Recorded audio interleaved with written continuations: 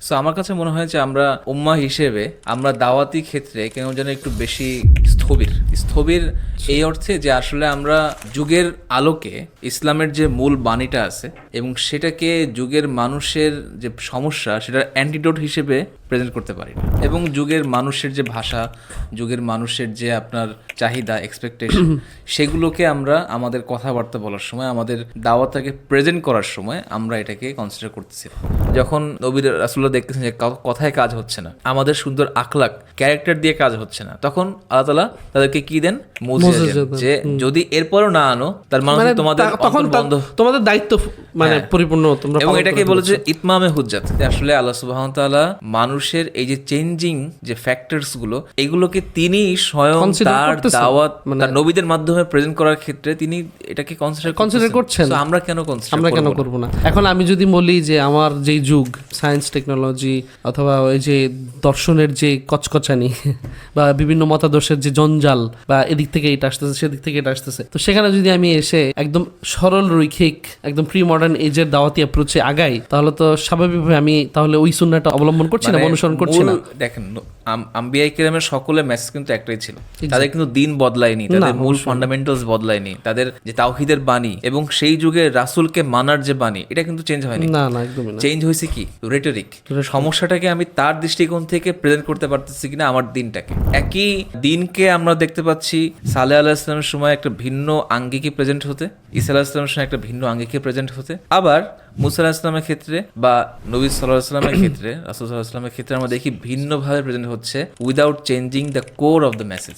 Exactly. এটা এই যুগটা হচ্ছে সেকুলার যুগ। সেকুলার যুগ মানে শুধুমাত্র ধর্মকে রাষ্ট্র থেকে পৃথক করা না, বরং সেকুলারিজমের মূল এসেন্সটা হচ্ছে ঈশ্বরের বিশ্বাসটা আগে ছিল হচ্ছে এক্সিওমেটিক, বিয়ন্ড ডিসপিউটেশন, বিয়ন্ড আর্গুমেন্টেশন। প্রত্যেক ন্যাশনাল ব্যক্তি first principle believe must believe in some kind of rational concept or being. আর এখনকার সময় অবস্থানটা হচ্ছে এরকম যে এখন ডিফল্ট হচ্ছে সন্দেহ করা, ডিফল্ট হচ্ছে কাউকে বিশ্বাস না করা, ডিফল্ট হচ্ছে কোন ট্রান্সেন্ডেন্টাল বিং এর উপর সন্দেহ করা বা তাকে এক ধরনের প্রশ্ন করা। আমাদের এখানে কয়টা বই আছে যে ইসলামিক আইন কিভাবে সামগ্রিক অর্থে সেকুলার আইন, লিবারেল আইন এগুলো চাইতে শ্রেষ্ঠ কয়টা ভালো বই বর্তমান যুগকে বিবেচনা করে পাচ্ছি আমরা? খুব বেশি আমাদের হাতে কি আছে? নাই। তার মানে কি দাঁড়াচ্ছে? আমরা হয়তো এই ক্ষেত্রে খুব বেশি কনসিয়াস না, কিন্তু এখনকার যুগের মানুষের জন্য সবচেয়ে বেশি দরকার এইটা। আমরা তাদেরকে বোঝাতে পারতেছি না যে ইসলামী আইনের মধ্যে এই যে ভ্যালুসগুলোর মধ্যে তাদের জন্য সত্যিকার অর্থে যেটা কল্যাণ, সেই কল্যাণগুলো লুকায় আছে। দাওয়াতের ক্ষেত্রে যারা এক্সপার্ট আছেন তাদের দায়িত্ব হচ্ছে যে তারা যুগের আলোকে, যুগের মানুষের ভাষার আলোকে দাওয়াটাকে প্রেজেন্ট করবেন। আমরা এখানে কোরটাকে চেঞ্জ করতেছি না, আমরা এসেন্সটাকে চেঞ্জ করতেছি না দাওয়াতের, বরং এইটার যে মোড়কটা চেঞ্জ করতেছি। দাওয়াতি কাজকর্মে আমাদের যত ভুল, প্রথম পর্বে আমরা আলাপ করছিলাম যে আমাদের ওভারঅল দাওয়াতি চেতনায় সমস্যা। দ্বিতীয় পর্বে আমরা আলাপ করছিলাম যে দাওয়াতের ক্ষেত্রে আমরা যাকে দাওয়াত দিচ্ছি তাকে ঠিক মতো জানতে, বুঝতে বা রিড করতে না পারার সমস্যা। আজকে আমরা আলাপ করতে চাই 3 নম্বর মৌলিক সমস্যা আসলে কি এবং সেটা আমরা কিভাবে ডিল করতে পারি। তো ভাই, আপনার মতে তৃতীয় মৌলিক সমস্যাটা আসলে কি? বিসমিল্লাহ, আলহামদুলিল্লাহ, সালাতু ওয়াসসালামু আলা রাসূলিল্লাহ ওয়া আলা আলিহি ওয়া সাহবিহি ওয়া মান তাবিআহুম বিইহসান ইলা ইয়াউমিদ্দিন, আম্মা বাদ। আমাদের তৃতীয় পর্বের আলোচনা বেসিক্যালি আমাদের গত পর্বের যে আলোচনা, অর্থাৎ আমরা যে আসলে অন্যকে বুঝতে চাই না এবং কোনো সময় বুঝতে পারি না, এটা আমাদের যে ব্যর্থতা, এই ব্যর্থতার ক্ষেত্রে যে আমরা একটা স্পেশাল পয়েন্টের কথা বলেছিলাম যে এখনকার সময় যে অবস্থা, যে পরিবর্তিত অবস্থা, যে shift, cultural shift, philosophical shift, এই শিফট নিয়ে কথা বলবো যে আসলে এই বড়সড় এই যে কালচারাল পরিবর্তন বা সাংস্কৃতিক আবহের যে আপনার রূপান্তর, এই ক্ষেত্রে আসলে দাওয়া আমরা কীভাবে করতেছি এবং এই ক্ষেত্রে আমাদের ভুলগুলো কী। সো আমার কাছে মনে হয় যে আমরা উম্মাহ হিসেবে আমরা দাওয়াতি ক্ষেত্রে কেন যেন একটু বেশি স্থবির এই অর্থে যে আসলে আমরা যুগের আলোকে ইসলামের যে মূল বাণীটা আছে এবং সেটাকে যুগের মানুষের যে সমস্যা সেটার অ্যান্টিডোট হিসেবে প্রেজেন্ট করতে পারি না। এটা হচ্ছে আমার কাছে মনে হয় যে আপনি বলতে চাচ্ছেন যে যুগের চাহিদাটা বুঝে আমাদের যেই আমাদের দাওয়াতের যে অ্যাপ্রোচটা, সেটাকে সেই রেটরিকগুলোকে বা সেই যুক্তি বা উপস্থাপনাকে সেই আঙ্গিকে আমরা সাজাতে পারছি না। এবং যুগের মানুষের যে ভাষা, যুগের মানুষের যে আপনার চাহিদা, এক্সপেকটেশন, সেগুলোকে আমরা আমাদের কথাবার্তা বলার সময়, আমাদের দাওয়াতটাকে প্রেজেন্ট করার সময় আমরা এটাকে কনসিডার করতেছি। মানে খুব বেশি একটা সিগনিফিকেন্টলি আমাদের মধ্যে এটার কনসিয়াসনেস সচেতনতা দেখা আমরা যায় কিন্তু না। এই জিনিসটা আল্লাহ সুবহানাহু ওয়া তাআলার সুন্নাহ থেকেই মানে প্রমাণ পাই যে এক সময় যেমন ধরেন মুসা আলাইহিস সালামের সময় দাওয়াতের ক্ষেত্রে জাদুর বা হচ্ছে জাদু কেন্দ্রিক যে বিষয়গুলো ছিল সেগুলোকে কিন্তু ওই যে মুসা আলাইহিস সালামের লাঠি দিলে কি হয়ে যাচ্ছে, সেটা থেকে সাপ হয়ে যাচ্ছে, সমুদ্র ভাগ হয়ে যাচ্ছে, সো এটা কিন্তু ওই সময়ের জন্য কার্যকরী ছিল। আবার ধরেন যে আমরা যদি ঈসা আলাইহিস সালামের সময় বলি যে উনি কারো মাথায় হাত রাখছেন, সে অসুস্থ মানুষ, অন্ধ মানুষ সুস্থ হয়ে যাচ্ছে, কুষ্ঠরোগী সুস্থ হয়ে যাচ্ছে। বা ধরেন যে অন্য মানে নবীদের সময় আমরা দেখেছি যখন যেমন সালেহ আলাইহিস সালামের সময় আজ যদি হচ্ছে পাহাড় কেটে কেটে তাদের গর্ব ছিল যে আমরা পাহাড় কেটে কেটে হচ্ছে ঘর বাড়ি বানাতে পারি, মানে স্থাপত্য শিল্পে তারা আসলে অনেক বেশি অ্যাডভান্স ছিল। তো তাদের এই মাহারতটা বা তারা যে মাহির ছিল, তারা দেখা দিয়েছে যে না, একদম সাধারণ নবী আল্লাহ তাআলার কাছে দোয়া করছেন এবং সেই পাহাড় ফেটে একটা 10 মাসের উটনি বের হয়ে আসছে। এটা তাদের জন্য একটা নিদর্শন হিসেবে আশ্চর্যজনক বিষয়। যেগুলো কাটতে আমাদের মাসের পর মাস সময় লাগে, এতগুলো লেবার লাগে, এতগুলো শ্রমিক লাগে, সেটা আল্লাহ তাআলার নির্দেশে ফেটে গেছে এক মুহূর্তে। এক্স্যাক্টলি। একই রকমভাবে ঈসা আলাইহিস সালামের সময় যেহেতু চিকিৎসা বিজ্ঞানের খুব বেশি মানে ওই সময় আলোকে বেশ ভালো পর্যায়ে অ্যাডভান্সমেন্ট ছিল, তো একজন সাধারণ নবী, সাধারণ রাসূল জাস্ট হাত দিচ্ছেন আল্লাহ সুবহানাহু ওয়া তাআলার আদেশে এবং ইচ্ছায়, সেই লোক সুস্থ হয়ে যাচ্ছে, জন্মান্ধ সুস্থ হয়ে যাচ্ছে এবং মৃত ব্যক্তি জীবিত হয়ে যাচ্ছে। এবং আমরা যদি এক্স্যাক্টলি, এবং আমরা যদি নবী সাল্লাল্লাহু আলাইহি ওয়াসাল্লাম, আমাদের প্রিয় নবী হযরত মুহাম্মদ সাল্লাল্লাহু আলাইহি ওয়াসাল্লামের সময় বলি যে তখন হচ্ছে যে লিটারেচার, সাহিত্য, কাব্য, কবিতা, এসবের মানে মানুষের মধ্যে এইসবের উৎকর্ষতা অনেক বেশি ছিল। এবং তখনই আমাদের কোরআনের মাধ্যমে আল্লাহ দাওয়াত দিয়েছেন কুরাইশদের বা হচ্ছে মক্কার কাফের বা হচ্ছে পুরো মানে আরবের জাতিকে। তো তখন কিন্তু এই যে ভাষা বা কোরআনের যে সাহিত্য, এটা তাদেরকে তখন অবাক করেছে যে কিভাবে সম্ভব একটা মানুষ যদি খুব বেশি পরিমাণে মানে অনেক বছরের সাধনা করেও যদি এই লেভেলের, যেমন আমরা যদি বলি একটা সাধারণ মানুষ রবীন্দ্রনাথ অথবা মানে আমি just for the sake of example, মানে কাউকে আমি স্ট্যান্ডার্ড হিসেবে ধরতেছি এমন না, বা ধরেন যে কথার কথা পাওলো কোয়েলো হয়ে গেল, অথবা ধরেন যে কথার কথা যে বঙ্কিমচন্দ্র হয়ে গেল, আমাদের শেক্সপিয়ার হয়ে গেছে।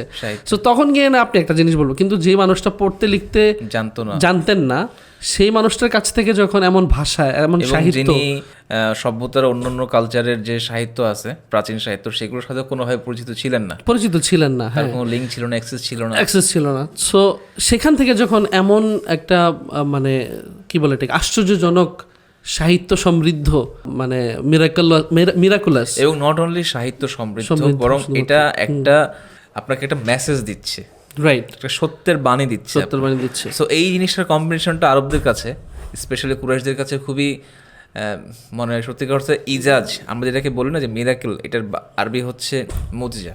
মুজিজা মানে হচ্ছে যেটার ইজাজ করার ক্ষমতা আছে। ইজাজ মানে হচ্ছে আপনাকে হতবাক করে দিবে।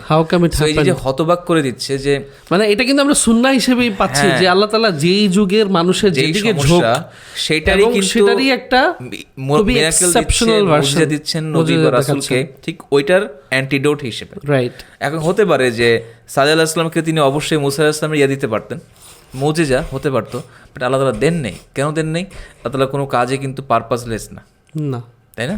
সো আল্লাহ তাআলার কাজ যেহেতু পারপাসলেস না, তাহলে বুঝতে হবে যে আল্লাহ তাআলা ওই যুগে সালেহ আলাইহিস সালামকে পাহাড় ফেটে উটনি আনার যে মিরাকেলটা বা মুজিজা দিয়েছেন, এটার পেছনে উদ্দেশ্য আছে। একই রকম উদ্দেশ্য ইসলাম ইসলামের ক্ষেত্রে আছে, একই রকম উদ্দেশ্য আমরা অন্য সকল নবীর ক্ষেত্রে পাই। মানে প্রত্যেকটা সময়ে মানব সভ্যতার যেই একটা ট্রানজিশনাল পিরিয়ড যায়, তখন মানুষের সাইকোলজিক্যাল যে নিড বা যেটা দিয়ে তারা সবচেয়ে বেশি আশ্বস্ত হবে, মানুষের যে ইরতিকা অর্থাৎ ক্রমবিবর্তন এবং তার যে জ্ঞান অগ্রগতি হচ্ছে এবং তার যে কিউমুলেটিভ নলেজ বাড়তেছে, এইটা অনুযায়ী কিন্তু আল্লাহ সুবহানাহু ওয়া তাআলা ওই নির্দিষ্ট যুগে নবী এবং রাসূলকে নির্দিষ্ট মিরাকেল দিয়েছে।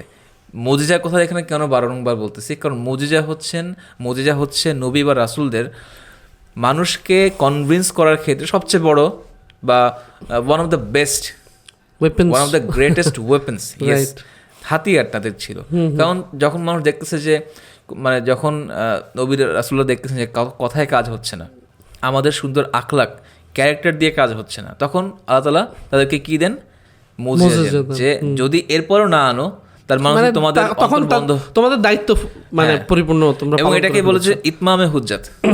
মানে আল্লাহ তাআলা এই প্রমাণটাকে একদম চূড়ান্ত কাতই এখানে কোনো সন্দেহের অবকাশ নাই। এটাকে করার জন্য সেই যুগের মানুষের যে স্পেসিফিক প্রবলেম, ওই স্পেসিফিক প্রবলেম অনুযায়ী কিন্তু আম্বিয়ায়ে কেরাম এবং মুরসালিন আলাইহিমুসসালাতু ওয়াসসালাম তাদের মুজিজাগুলোকে ডিজাইন করছেন। এক্স্যাক্টলি। সো এখান থেকে আমরা বুঝতে পারি যে আসলে আল্লাহ সুবহানাহু ওয়া তাআলা মানুষের এই যে চেঞ্জিং যে ফ্যাক্টরসগুলো, এগুলোকে তিনি স্বয়ং তার দাওয়াত তার নবীদের মাধ্যমে প্রেজেন্ট করার ক্ষেত্রে তিনি এটাকে কনসিডার করছেন। আমরা কেন করব না? এখন আমি যদি বলি যে আমার যেই যুগ, সায়েন্স টেকনোলজি অথবা ওই যে দর্শনের যে কচকচানি বা বিভিন্ন মতাদর্শের যে জঞ্জাল, বা এদিক থেকে এটা আসতেছে সেদিক থেকে এটা আসতেছে, তো সেখানে যদি আমি এসে একদম সরল রৈখিক একদম প্রি মডার্ন এজের দাওয়াতি অ্যাপ্রোচে আগাই, তাহলে তো স্বাভাবিকভাবে আমি তাহলে ওই সুন্নাহটা মানে অবলম্বন করছি না, অনুসরণ করছি না। দেখেন, আম্বিয়ায়ে কেরামের সকলের মেসেজ কিন্তু একটাই ছিল, তাদের কিন্তু দিন বদলায়নি, তাদের মূল ফান্ডামেন্টালস বদলায়নি, তাদের যে তাওহীদের বাণী এবং সেই যুগে রাসূলকে মানার যে বাণী, এটা কিন্তু চেঞ্জ হয়নি। না না, একদমই না। চেঞ্জ হয়েছে কি? রেটরিক। সমস্যাটাকে আমি তার দৃষ্টিকোণ থেকে প্রেজেন্ট করতে পারতেছি কিনা আমার দিনটাকে, সমস্যার সমাধান মানে একই জিনিস, সেই জিনিসটার মানে আপনি মোড়ক কিভাবে আসলে জিনিসটাকে কোন মোড়কে উপস্থাপন করছেন, কোন কিভাবে প্যাকেজিং করছেন, কিভাবে আপনি প্রেজেন্ট করছেন, রাইট? সো একই দিনকে আমরা দেখতে পাচ্ছি সালেহ আলাইহিস সালামের সময় একটা ভিন্ন আঙ্গিকে প্রেজেন্ট হতে, ঈসা আলাইহিস সালামের সময় একটা ভিন্ন আঙ্গিকে প্রেজেন্ট হতে, আবার মুসা আলাইহিস সালামের ক্ষেত্রে বা নবী সাল্লাল্লাহু আলাইহি ওয়াসাল্লামের ক্ষেত্রে, রাসূল সাল্লাল্লাহু আলাইহি ওয়াসাল্লামের ক্ষেত্রে আমরা দেখি ভিন্নভাবে প্রেজেন্ট হচ্ছে without changing the core of the message. Exactly. So আমরা বেসিক্যালি যুগের চাহিদা বোঝার ক্ষেত্রে আমরা বেসিক্যালি এটাকেই ইন্টেন্ড করতেছি, অর্থাৎ আমাদের উদ্দেশ্য এটাই। তাহলে সমস্যা হচ্ছে যে আমরা এখন এই যুগের চাহিদা বোঝার ক্ষেত্রেই আমরা আসলে পিছিয়ে যাচ্ছি এবং আমাদের এই যুগটা কিন্তু প্রতিনিয়ত চেঞ্জ হচ্ছে এবং খুব ফাস্ট এবং র্যাপিডলি চেঞ্জ হচ্ছে। গত 20 বছরের শুধুমাত্র চেঞ্জ দেখলেও আমরা কিন্তু গত 100 বছরের সাথে কম্পেয়ার করতে পারি না যে কি পরিমাণ পরিবর্তন, একটা অ্যানালগ যুগ থেকে একটা এজিআই অ্যাডভেন্ট অফ এআই, এই চেঞ্জটা আসলে এক্সপোনেনশিয়ালি বাড়তেছে এবং এইটার মাত্রা কতটুকু হয়তো আমরা এখনও ঠিকমতো বুঝতে পারতেছি না, এটা হয়তো আমরা এখনও মানে ঠিকমতো ইনুমিনেট করতে পারতেছি না আসলে এই মাত্রাটা কতটুকু, কিন্তু চেঞ্জ কিন্তু হচ্ছে। এখন এই আলোকে যদি আমার দাওয়ার যে ভাষা চেঞ্জ না হয়, রেটরিক চেঞ্জ না হয়, মানুষের সমস্যা চেঞ্জ হচ্ছে, তাহলে এটার মেডিসিন কেন চেঞ্জ হবে না? এটার যে দাওয়াই, এটার যে নিরাময়, আত্মার যে নিরাময়, এটা কেন চেঞ্জ হবে না? It should be change.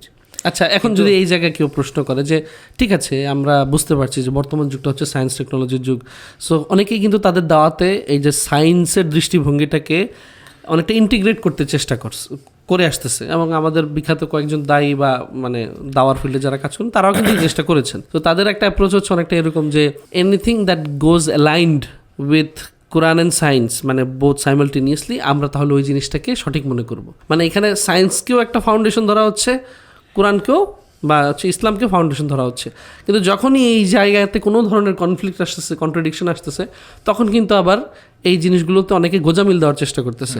So এই অ্যাপ্রোচটা সম্পর্কে আপনি কি বলতেন? আমি এই অ্যাপ্রোচ সম্পর্কে এখনই কিছু বলতে চাচ্ছি না, বিকজ আমাদের এটা একটা সম্পূর্ণ ডিস্টিংক্ট একটা ডেডিকেটেড এপিসোড আছে। বাট এই কোশ্চেনটার দিক থেকে আমি আরেকভাবে এটাকে সংক্ষেপে, আমরা তো এটা নিয়ে বিস্তারিত আলাপ করব।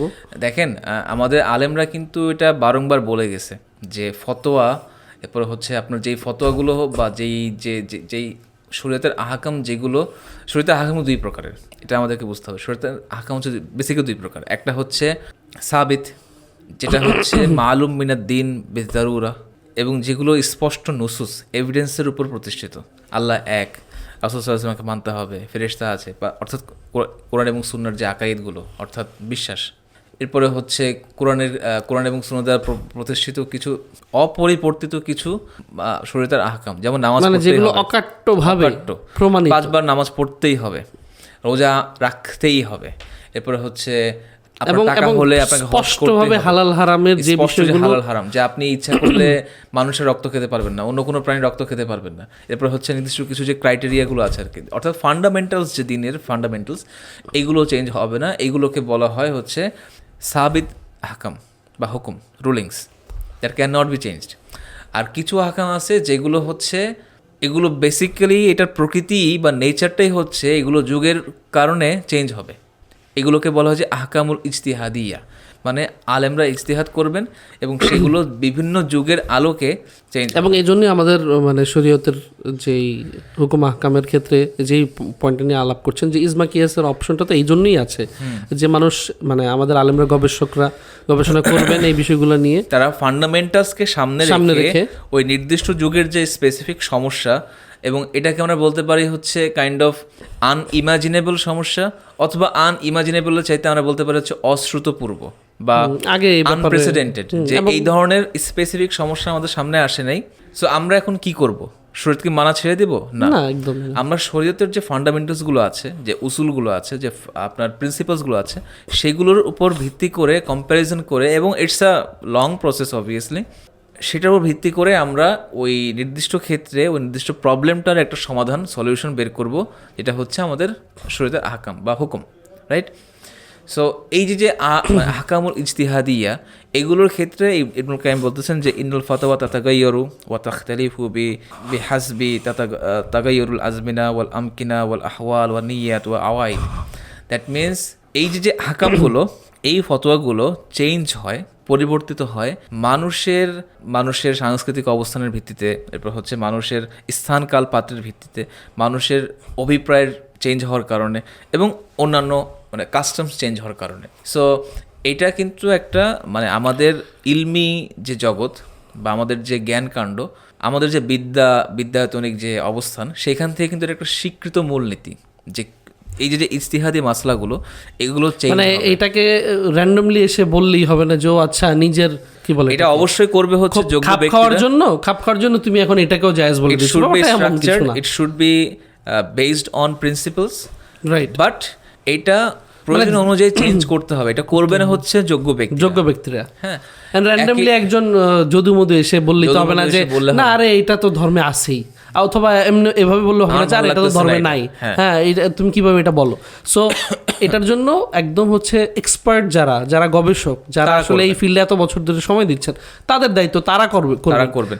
একই রকম ভাবে যে দাওয়াতের ক্ষেত্রে যারা এক্সপার্ট আছেন, তাদের দায়িত্ব হচ্ছে যে তারা যুগের আলোকে, যুগের মানুষের ভাষার আলোকে দাওয়াটাকে প্রেজেন্ট করবেন।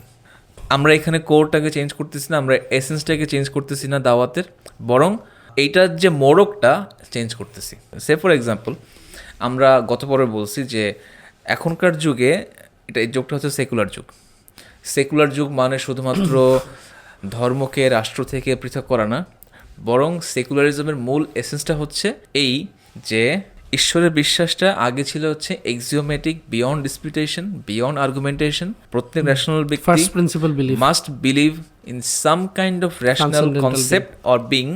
আর এখনকার সময় অবস্থানটা হচ্ছে এরকম যে এখন ডিফল্ট হচ্ছে সন্দেহ করা, ডিফল্ট হচ্ছে কাউকে বিশ্বাস না করা, ডিফল্ট হচ্ছে কোন ট্রান্সেন্ডেন্টাল বিংয়ের উপর সন্দেহ করা বা তাকে এক ধরনের প্রশ্ন করা। মানে ডিফল্ট বলতে আমরা ধরে নিব যে ডমিনেটিং যে আইডিওলজি তাদের ডিফল্ট। মানে ওই সময় ডিফল্ট ছিল হচ্ছে এটা, মানে সাংস্কৃতিকভাবে বলতেছি যে ঈশ্বর আছেন, আর এখনকার সময় ডিফল্ট সাংস্কৃতিকভাবে হচ্ছে ঈশ্বর নাই। এখন এটাকে করতে হলে আপনাকে আর্গুমেন্ট দিয়ে প্রমাণ করতে হবে, আর ওই সময় আর্গুমেন্ট করে আপনাকে প্রমাণ করতে হবে ঈশ্বর নাই।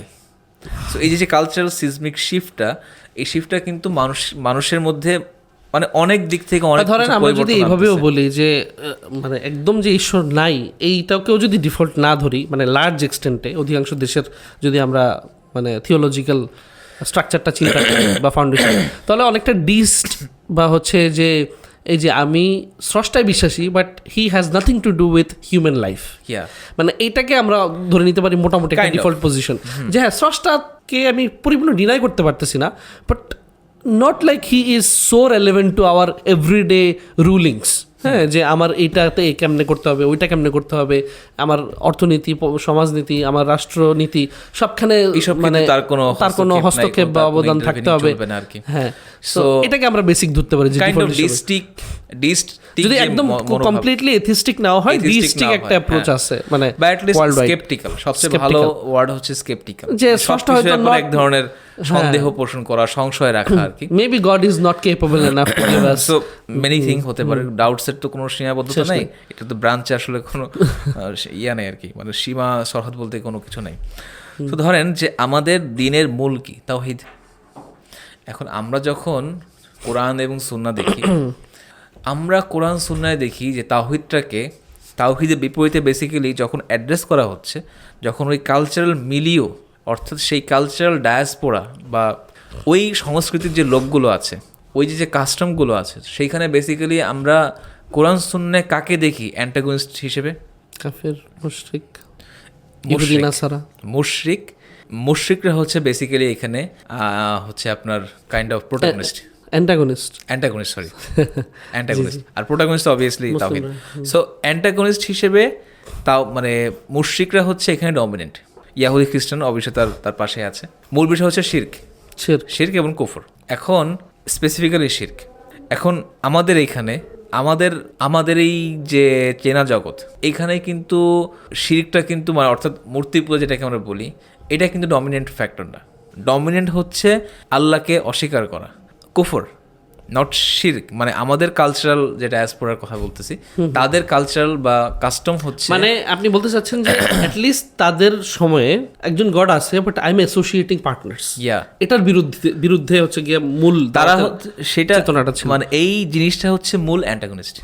আর এখনকার সময় আসতেছে যে না, গড হু ইজ হি, মানে তাকে আমি কাউন্টই করতেছি না, তার সাথে মানে পার্টনার অ্যাসোসিয়েট করা তো দূরের বিষয়। অ্যাসোসিয়েটিং আমি জানি না, rather we are replacing that particular idea of god with something like human concepts or like values, তাই না? সো শিরক আছে, কিন্তু এটা মূর্তি পূজার শিরক না, এটা হচ্ছে একটু আলা লেভেলের, একটু উচ্চ মার্গের শিরক, ঠিক আছে? সো এই উচ্চ মার্গের শিরকটাকে কিন্তু আমাদেরকে ডিল করতে হবে, and we must deal it, otherwise এই যুগের মানুষকে কিন্তু আপনি তাওহীদ বুঝতে পারবেন না।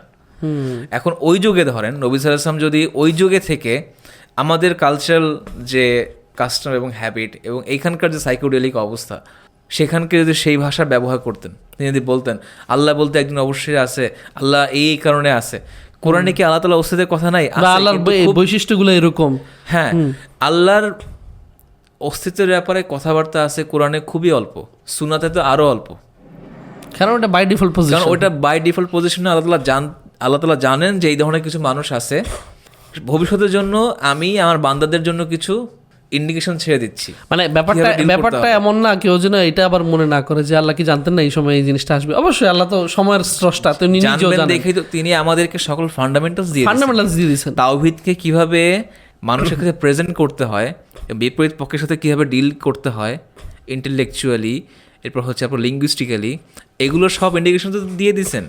কিন্তু ভার্বালি যখন আমরা দেখি, তখন মূল অ্যান্টাগনিস্ট হচ্ছে মুশরিকরা, শিরক, অর্থাৎ মূর্তি পূজার শিরক, যারা অ্যাসোসিয়েট করতেছে আল্লাহ তাআলার সাথে, একটা মাধ্যম বানায় নিচ্ছে, যে মাঝখানে একজন থাকতে হবে আমার ডিরেক্টলি স্রষ্টার কাছে মধ্যস্থতাকারী আর কি। সো এই যে মধ্যস্থতাপন্থী যে শিরকগুলো বা অ্যাসোসিয়েশনের যে শিরকগুলো, অর্থাৎ মূর্তি পূজার যে শিরক, আদি এবং আসল শিরক, সেই আদি এবং আসল শিরক হচ্ছে কোরআন এবং সুন্নাহর মূল মুখাতিব বা ওয়ান অফ দ্য প্রাইমারি মুখাতিবস, মানে অ্যাড্রেসি, মানে যাদেরকে অ্যাড্রেস করে দাওয়াতটা দেওয়া হচ্ছে, রাইট? কুরাইশরা, আরবের মুশরিকরা। এবং যখন নবী সাল্লাল্লাহু আলাইহি ওয়াসাল্লাম মদিনায় গেছে, তখন দেখা যাচ্ছে বাই ডিফল্ট তারা সবাই, মানে আমরা যদি অন্য গোষ্ঠী বা জাতিগুলোর কথাও বলি, তারা সবাই ডিফল্ট পজিশনে স্রষ্টাকে মানতেছে, হ্যাঁ, বাট হচ্ছে টুইস্টেড ভার্সনে মানতেছে। অথবা ইবনে আব্বাস কোরআনে বলছেও যে তাদেরকে জিজ্ঞাসা করেন যে এই দুনিয়াকে সৃষ্টি করছে, তারা বলবে আল্লাহ, কিন্তু তারা স্বীকার করতেছে হচ্ছে যে এর সাথে অন্যান্য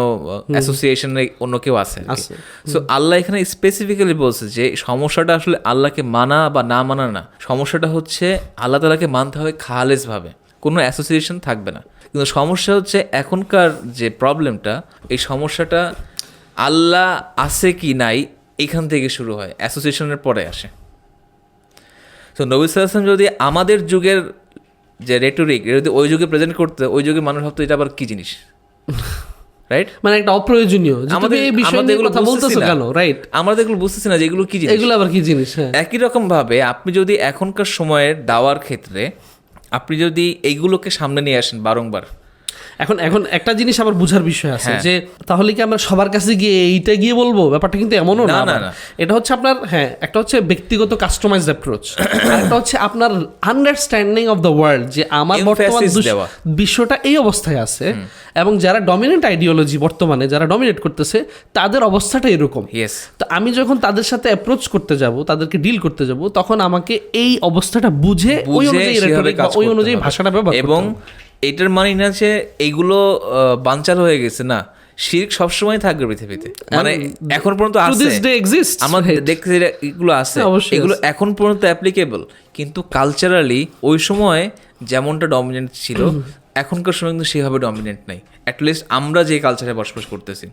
সো আমাদের এখানে শিরকের চাইতে বড় সমস্যা হচ্ছে ইলহাদের সমস্যা, ইরতিদাদের সমস্যা। এক্স্যাক্টলি, যে একটা মানুষ ধর্মে বিশ্বাসী সে মনে করতেছে, অথবা ধর্মের সে রিচুয়াল পালন করতেছে, but at the same time সে ধর্মের এমন অনেক অনেক বিষয়গুলোকে সে সঠিক মনে করতেছে না, যে যেটা কিনা মানে তার সঠিক, যুক্তিবুদ্ধি এবং তার বা তার যুক্তিবুদ্ধি এবং তার এই rationale যুক্তিবুদ্ধির যে বেসিক ফাউন্ডেশন বা হচ্ছে সে এগুলো আনতেছে কই থেকে, তার মোরালস, তার ভ্যালিউজ, সেগুলো হচ্ছে ওই ডমিনেন্ট আইডিওলজির যেই মানে কি বলে এটাকে ইনডিরেক্ট বা প্যাসিভ ওয়েতে যে তার ইনডক্ট্রিনেশন হয়েছে সেখান থেকে সে আনতেছে। So, So, এটাকে তো address করতে হবে। এই ক্ষেত্রে আল্লাহ সুবহানাহু ওয়া তাআলার যে তাওহীদের দাওয়াত, এই ক্ষেত্রে মূল অ্যান্টাগনিস্টে প্লেস করতে হবে হচ্ছে ইরতিদাদকে। এইখানে বারংবার কথা বলতে হবে কি, মূর্তি পূজার চাইতে বেশি এখানে কথা বলতে হবে হচ্ছে আল্লাহ তাআলা যে হক, আল্লাহ তাআলা যে সত্য, তিনি যে পরম সত্য, এই পৃথিবী এবং আকাশের মধ্যে তিনি যা কিছু বানাইছেন সবকিছু সত্য দিয়ে বানাইছেন, এবং যে জিনিসগুলো সন্দেহ হচ্ছে সেগুলোকে বেশি, সেই সন্দেহগুলোর ভিত্তি কোথায়, মানে কোথা থেকে আসতেছে, মানে আমি ঠিক কোন ফাউন্ডেশনে দাঁড়িয়ে আমি এই সন্দেহগুলো করতেছি, সেই ফাউন্ডেশনের লুপহোলগুলো নিয়ে কথা বলতে হবে বেশি বেশি। ইয়েস। আমি যদি এই ক্ষেত্রে একটা উদাহরণ দিই, হ্যাঁ, ভাই এটা আবার কি জিনিস, আপনি কোরআনের এই মুখাতিবের এই ইয়াটাকে চেঞ্জ করতেছেন কেন? আসলে আমি চেঞ্জ করতেছি না, আমি জাস্ট বলতেছি আমি কোন বিষয়ে এমফাসিস দিব। যেমন ধরেন এই যে আমাদের রিসেন্ট সময় একটা তাফসির সাইয়েদ কুতুব রহমতুল্লাহ আলাইহির লেখা ফি ইজলালিল কোরআন, যদি বর্তমান সময়ে কেউ সত্যিকার অর্থে কোরআনের মানে স্বাদ আনন্দ পেতে চায় এবং কোরআনের মাধ্যমে সত্যিকার অর্থে নিজের একদম ভেতরকে নাড়াতে চায়, এই ক্ষেত্রে সাইয়েদ কুতুবের ফি জিলালিল কোরআন হচ্ছে আমার কাছে ইনডিসপেন্সেবল। যেই সব আমি যেটা বললাম যে ওই সময়কার মূল মুখাতিব অ্যাড্রেসই হচ্ছে শিরক, মূর্তি পূজার শিরক। সো সাইয়েদ কুতুব রহমতুল্লাহ যেটা করছেন যে ওই আয়াতগুলোকে তিনি বর্তমান যুগের মানুষের কাছে রেলেভেন্ট করার জন্য, বর্তমান যুগের মানুষের সমস্যার সমাধান পেশ করার জন্য, বর্তমান যুগের মানুষের রেটরিক ভাষাকে তাদের attack করার উপযোগী। জন্য দেখবেন সেই আয়াতগুলোকে বারংবার ঘুরায় ফিরে তিনি স্রষ্টার অস্তিত্ব প্রমাণের দিকে নিয়ে আসতেছেন, স্রষ্টার বড়ত্ব মহত্ব বোঝানোর জন্য নিয়ে আসতেছেন। তিনি এটা কেন করছেন?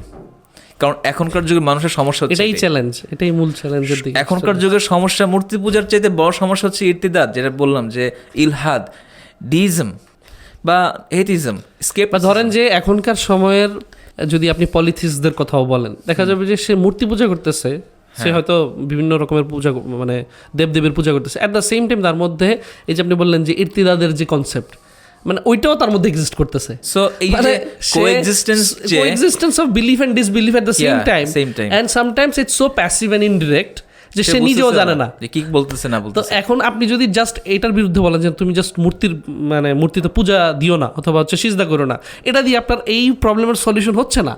কিন্তু আল্লাহ তাআলা তাওহীদ কিন্তু অনেক ভাস্ট একটা কনসেপ্ট।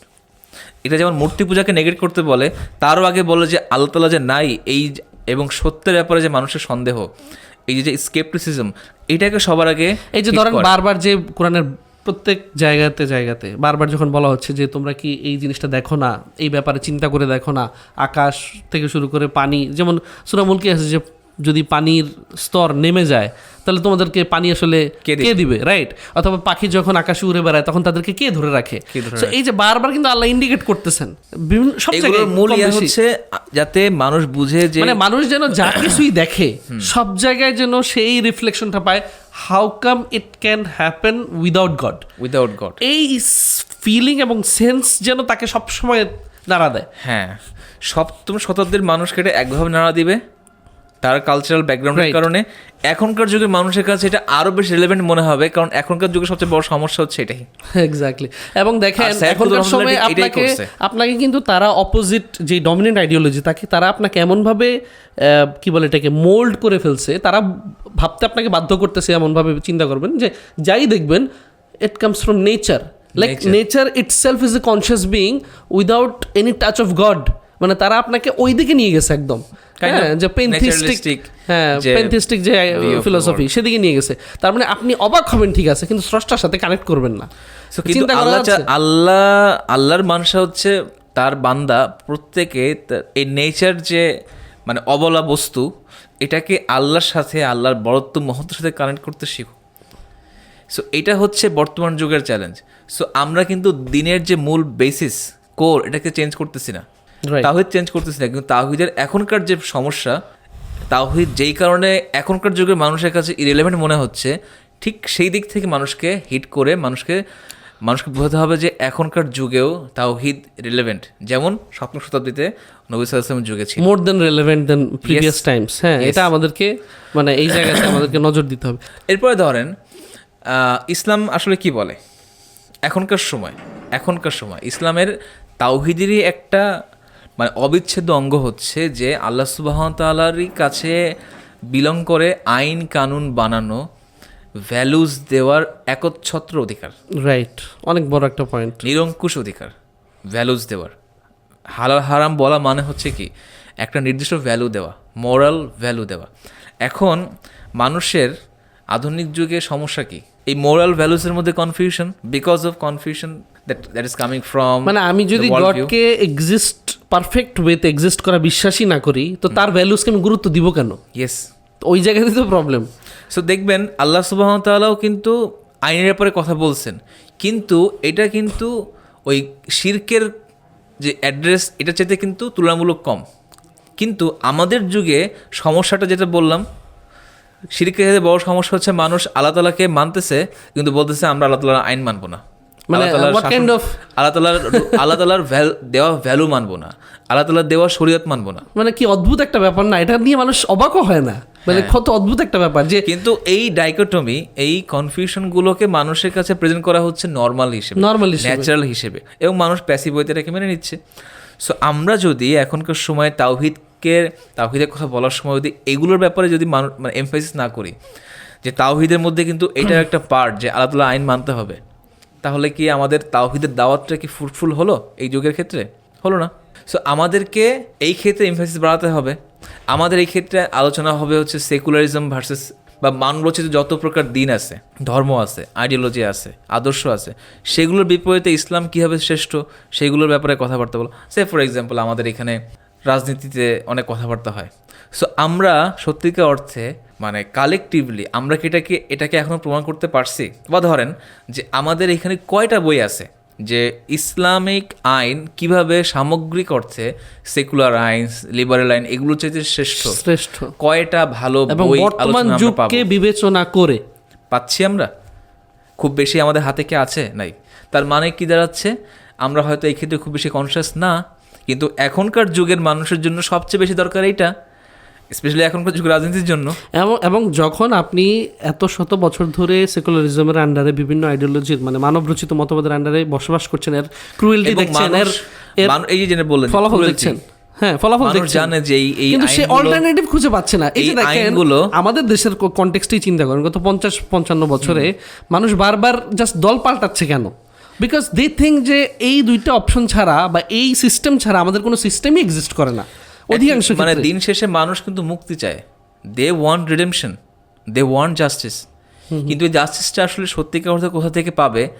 যাদের কাছে আছে তারা চুপচাপ করে বসে আছে, বা তারা চুপচাপ করে বসে না থাকলেও মানুষ যেভাবে বুঝলে পরে তারা বুঝবে এটা জাস্টিস, সেই ভাষা তাদেরকে বলতেছে না। ধরেন যে আপনি বুঝেন ফ্রেঞ্চ ভাষা, আমি আপনার সামনে ইসলামকে প্রেজেন্ট করতেছি আরবি ভাষায়, কোনো লাভ আছে? স্বয়ং নবী সাল্লাল্লাহু আলাইহি ওয়াসাল্লাম থেকে শুরু করে প্রত্যেক নবীকে আপনি মিলেনিয়াল ভাষা ব্যবহার করতেছেন জেনজির জন্য, অবভিয়াসলি এটা কাটবে না, এটা অ্যাপ্লিকেবল হবে না।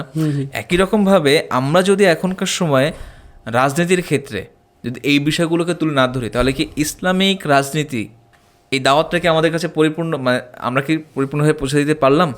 পারলাম না। সো আমাদের এখনকার সময়ে অ্যাটলিস্ট রাজনীতির যে অ্যাসপেক্টে এখানে আমাদের বারংবার বলতে হবে কিভাবে ইসলাম অন্যান্য আইন থেকে সেরা।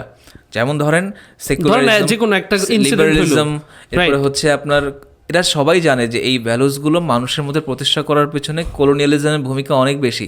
এরা যুগের পর যুগ মানুষ মারছে, নেটিভ মারছে অবশ্যই নির্বিচারে, তারপরেও তারা কেন এই ভ্যালুসগুলোকে আটকে আছে বা কেন লুপ হলে পড়ে আছে? বিকজ তারা জানেন যে এর মাধ্যমে তারা কোনো ফায়দা পাচ্ছে, তাদের কাছে যেটা ফায়দা, তারা যেটাকে ফায়দা বলে মনে করে, তারা সেই ফায়দাগুলো পাচ্ছে। আমরা তাদেরকে বোঝাতে পারতেছি না যে ইসলামী আইনের মধ্যে এই যে ভ্যালুসগুলোর মধ্যে তাদের জন্য সত্যিকার অর্থে যেটা কল্যাণ, সেই কল্যাণগুলো লুকায় আছে। উল্টা তাদের কাছে মনে হচ্ছে যে যেহেতু ডমিনেন্ট আইডিওলজি এক্ষেত্রে successful, since we were discussing যে তারা আমাদেরকে ভালো জানে, সো কিভাবে ইসলামী আইন, ইসলামী শরিয়া বা ইসলামী যেই জীবন ব্যবস্থা সেটা আর কতটা তাদের জন্য ভয়ঙ্কর হতে পারে, কতটা তাদের জন্য ধ্বংসাত্মক হতে পারে, মানে এইরকম একটা ইউটোপিয়ান একটা কি বলে এটাকে, একটা স্কেরি ফলস রিয়ালিটি তাদেরকে তারা বিক্রি করতে পারছে বা প্রেজেন্ট করতে পারছে। এবং তারা সেটা কি মানে সাধারণ মানুষ যাদের জ্ঞান বুদ্ধি কম, এইসব ক্ষেত্রে তাদের পড়াশোনা বা জানাশোনা আন্ডারস্ট্যান্ডিং কম, তারা কিন্তু সেটাকে বেশি লুফে নিচ্ছে। এবং মানে স্পেশালি হ্যাঁ, এটা অবশ্যই সত্যি যে যারা সত্যের অনুগামী না, তাদের জন্য তো খুব স্বাভাবিকভাবে যে নফসের চাহিদার সাথে যেটা যত বেশি রেলেভেন্ট হবে সে সেই আইডিওলজির প্রতি ঝুঁকবে, এদের সংখ্যা বেশি। বাট যারা কিনা সত্য অনুগামী হতে চায় কিন্তু তাদের কাছে ওই প্রেজেন্টেশনটা ওইভাবে পৌঁছায় না, ইনফরমেশন নাই, অ্যাটলিস্ট ইনফরমেশনগুলো ক্লাস্টার্ড, মানে ধোঁয়াশাপূর্ণ। যেমন আমি এখানে একটা ছোট এক্সাম্পল দিই যে একজন মানুষ যদি কোনো কারণে দুর্ঘটনায় মারা যায়, সরকার নাকি 5 লাখ করে টাকা দেয়। এটা আমি প্রথমবার যখন শুনছি আমি নিজে আমার কাছে অবাক লাগছে যে এটাও হয় নাকি, রাইট? মানে যদিও আবেদন করতে হয়, সিস্টেমেটিক ব্যাপার স্যাপার আছে। সো অনেকটা এরকম যে আপনি জানেনই না যে আপনার জন্য একটা শাসন ব্যবস্থায় কত চমৎকার জাস্টিস এবং হচ্ছে নিরাপত্তা এবং মানে সম্প্রীতি, সৌহার্দ্য এবং সব কিছু এক্সিস্ট করতেছে। এবং সত্যিকার অর্থে আপনার যে ওয়েলফেয়ার, আমার জন্য যে ওয়েলফেয়ার, সেটা এটার মধ্যে লুকায় আছে। আমরা এই চরম প্রপাগান্ডা, যেখানে শরিয়ার নাম শুনলে মানুষ ভয় পায়, তার সামনে সেই মানে ফলস রিয়েলিটি, ইউটোপিয়ান রিয়েলিটি ভেসে উঠেছে। মুসলিম মানে হচ্ছে এটা, মুসলিম মানে হচ্ছে জঙ্গি ইত্যাদিতে, তারা যেগুলো মানে কালচারালি ইন্ডক্ট্রিনেটেড হয়ে আসছে আর কি। আমরা সেই যুগেও দেখতে পাই আমাদের পক্ষ থেকে এদের কোনো সিস্টেমেটিক অ্যাপ্রোচ নাই, সিস্টেমেটিক কোনো রূপরেখা নাই, আউটলাইন নেই, যার মাধ্যমে আমরা এটাকে অ্যাটলিস্ট মুসলিমদের মধ্যে কোনো ডাউট নেই যে এই বিষয়ে কোনো দ্বিতীয় কোনো মানে মানে কি বলে এটাকে, সেকেন্ড ডাউট বা অল্টারনেটিভ কোনো থট নাই। অ্যাটলিস্ট তাদের জায়গায় তারা ক্লিয়ার, এতটুকু আমাদের তো এতটুকু কিন্তু আমরা আসলে করতে পারি। বা ধরেন যে অ্যাটলিস্ট আমরা যদি এটাকে ঠিক মতো প্রেজেন্টও করতে পারতাম, তাহলে কিছু মানুষ অন্তত এইভাবে চিন্তা করে, যারা ধরেন যে নফসানিয়ত অনুযায়ী জীবনযাপন করতে চায়, যে ধরেন যে একজন মানুষের ড্রাগ এডিকশন আছে কিন্তু তাকে রিহ্যাবে পাঠানোর সময় সে কিন্তু এই জন্য মানা করে না যে মানে ওই জিনিসটা খারাপ, ওই জায়গাটা খারাপ, সে কিন্তু মনে প্রাণে বিশ্বাস করে জায়গাটা ভালো কিন্তু আমার অভ্যাসের সাথে যাচ্ছে না, কিন্তু আমাকে জোর করে যদি পাঠায় হয়তো আমি ভালো হয়ে আসবো। তো অ্যাটলিস্ট এতটুকু তো তাদের মধ্যে আমাদের দিতে হবে যে তুমি ইসলামের জিনিসগুলো একটু সিমিংলি মনে হচ্ছে হার্শ, বাট এগুলো দিন শেষে আমি জানি যে এটা আমার জন্যই ভালো, হ্যাঁ এটা আমার ওয়েলফেয়ার তার মধ্যে আমরা দিতে হবে, রাইট? সো এটা কখন পসিবল হতো যদি আমরা এরকম একটা মাস বয়ান ন্যারেটিভ তৈরি করতে পারতাম। And it should be from এই কনসিয়াসনেস যে ইসলাম আমাদেরকে রাজনীতির ক্ষেত্রে এই জিনিসগুলো দিচ্ছে আর কি। সো আমাদের পক্ষ থেকে এগুলো আসতে হবে, বাট আমরা এগুলো খুব বেশি একটা দেখতে পাই না। যেমন ধরেন আমি জাস্ট ছোটো একটা প্র্যাকটিক্যাল উদাহরণ দিচ্ছি। ধরেন আমরা দেখতে পাই যে এখনকার সময়ে সেলফ হেল্প জনরাটা বা ধরেন টাইম ম্যানেজমেন্ট, প্রোডাক্টিভিটি, এই জনরাটা মানুষ অনেক বেশি বেসিক্যালি খায়, একটা ভালো মার্কেট আছে, ঠিক আছে? সো আমরা কি দেখি সেখানে জীবনীর ছলে তাদের যারা কালচারাল আইকন, তাদের জীবনের ছলে মানুষকে প্রোডাক্টিভিটি থেকে শুরু করে টাইম ম্যানেজমেন্ট, এরপরে হচ্ছে আপনার কিভাবে জীবনে আরো বেশি সফল হওয়া যায়, সাকসেস, এই যে দুনিয়ার যে সাকসেসটা যে একটা বড় ফ্যাক্টর, যে সাকসেসফুল হতেই হবে নো ম্যাটার হোয়াট, এই যে ইহকালীন যে একটা সফলতার যে একটা স্বপ্ন, এটা যে একটা বাই ডিফল্ট একটা মানে তারা একটা ফাউন্ডেশন সেট করে দিছে থ্রু দিস বুকস অথবা হচ্ছে যে এই ধরনের আলোচনার মাধ্যমে। সো আমরা কি কখনো এভাবে পারছি যে আমাদের আলেমদেরকে, আমাদের যারা হচ্ছে হিরো আইকন, হ্যাঁ, সেই আইকনগুলোর ছোট ছোট স্নিপেটসের মাধ্যমে এই বাস্তব লাইফে এগুলোকে পুশ করাতে? আমাদের কি আমরা কোনো মানে মুসলিমদের পক্ষ থেকে এমন ধরনের কোনো অর্গ্যানিক টাইম ম্যানেজমেন্টের বই আছে যেখানে আমরা জানতে পারতেছি ও আচ্ছা অমুক আলিম এভাবে কাজ করছে, আচ্ছা অমুক সুফি এভাবে কাজ করছে, অমুক অমুক মুরব্বী এভাবে কাজ করছে? কিন্তু এখানে একটা পার্থক্য দেখেন, যদি আমরা দেখাতেও পারি তাহলে যেই পার্থক্যটা হবে যে তারা বারবার দেখাচ্ছে যে হ্যাঁ আমার এই হ্যাবিটটা লাইক অ্যাটমিক হ্যাবিটস টাইপের বই, এই হ্যাবিটটা কম্পাউন্ড ইফেক্ট দিয়ে আমার এই লাইফের ইহকালীন জীবনের এই জায়গায় এত বড় বড় উন্নতি বা আমার হচ্ছে সফলতা নিয়ে আসছে। তো আমরা যখন আমাদের আইকনদের কথা যখন এখানে আসবে তখন কিন্তু আমরা এটাকে পরকালীন একটা যে কানেকশন সেটার মাধ্যমে কিন্তু আমরা জিনিসটাকে একটা মানে ডিফারেন্ট ইন্টিগ্রেটেড ভাইব পাবো আমরা, রাইট? যে শুধুমাত্র ইহকালীন মানে এটাও কিন্তু একটা স্ট্র্যাটেজি যে আপনি একটা মানুষকে একটা আদর্শ বা একটা বিশ্বাসের সাথে কিভাবে কানেক্ট করছেন, কিভাবে কানেক্ট করাচ্ছেন, স্পেশালি মাস অডিয়েন্সের কাছে। সো আমরা কি পারতেছি যে আমাদের হিরোদেরকে সত্যিকার অর্থে মানুষের মনের মধ্যে হিরো ধরেন যে এই যে সুপারম্যান, ব্যাটম্যান, স্পাইডারম্যান, অ্যান্টম্যান, মানে মানে যত রকমের ম্যান বা মানে ম্যান বাদ দিয়ে যত রকমের পশু পাখি প্রাণী দিয়ে সেগুলোকে মানুষের সুপার ন্যাচারাল ভার্সন দেখানো সম্ভব, তারা সব করতেছে এবং বাচ্চা বাচ্চা জানতেছে। What about us? আমাদের এখানে আমাদের হিরো কোথায়? আমাদের ওমর ইবনুল খাত্তাব কি করছেন? ইভেন স্বয়ং নবী সাল্লাল্লাহু আলাইহি ওয়াসাল্লাম যে আমাদের জন্য সবচেয়ে বড় হিরো, আমরা কি জানি? ধরেন যে আমি ছোট একটা উদাহরণ দিই, আমাদের এখানে একটা খুব সুন্দর বই আছে রেইনড্রপস থেকে, একটা সিরা বা নবী সাল্লাল্লাহু আলাইহি ওয়াসাল্লামের বায়োগ্রাফি বের হয়েছিল আর কি।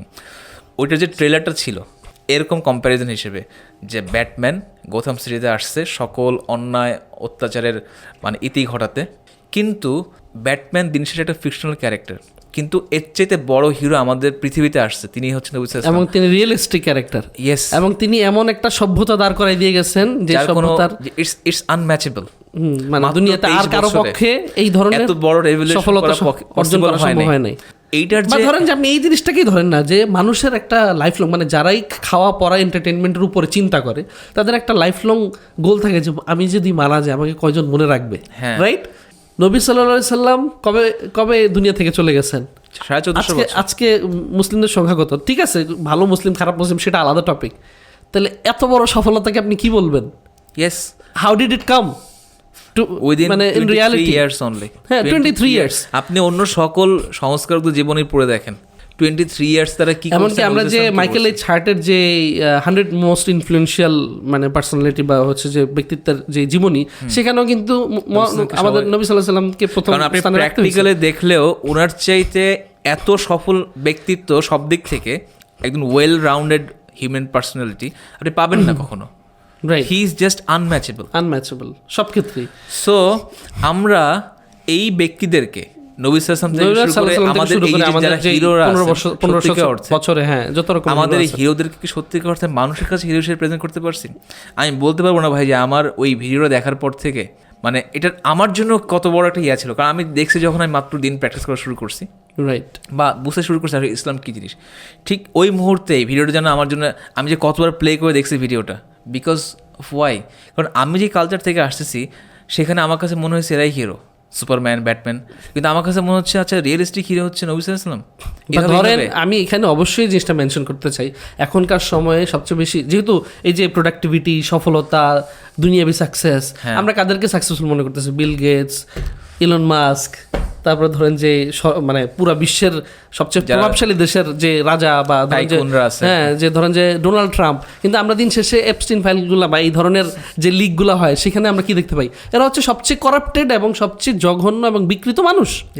সো সেই জায়গায় আপনি এদেরকে হিরো মনে করতেছেন, মানে আপনাকে তারা এই ড্রিম সেল করতেছে এবং এই ফিকশনাল ক্যারেক্টার সেল করতেছে, আপনি গিলে গিলে খাচ্ছেন।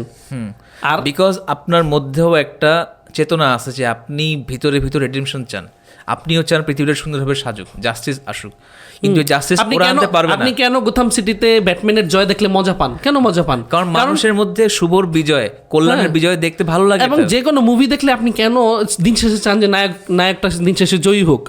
কারণ আপনার মধ্যে ওই চেতনা আছে, মানুষ ভালোর জয় চায়, মানুষ সত্যের জয় চায়। কিন্তু আপনি এটা মানতে পারতেছেন না, বা আপনাকে এই ফলস রিয়ালিটির মাধ্যমে আপনাকে এটা বিশ্বাস করতে বাধ্য করানো হচ্ছে যে এই, বা হচ্ছে আপনি একটা অবচেতন মনে এই ধরনের ফিকশনাল ক্যারেক্টারগুলোকে রিয়েলিস্টিক মনে করতেছেন, আর হচ্ছে এই রিয়েল ক্যারেক্টারগুলোকে আপনি ঠিকমতো জানতেই পারেন নাই। আসাতিউল আউয়ালিন মানে ওগুলো তো mythological characters, but they were not মানে mythological how the reality has been মানে deformed to upside down, Yeah. মানে ফলস রিয়ালিটিতে নিয়ে এই গেছে যে আপসাইড ডাউন যে টার্ন হলো, এটাকে আবার সঠিক জায়গায় প্লেস করার দায়িত্ব কাদের?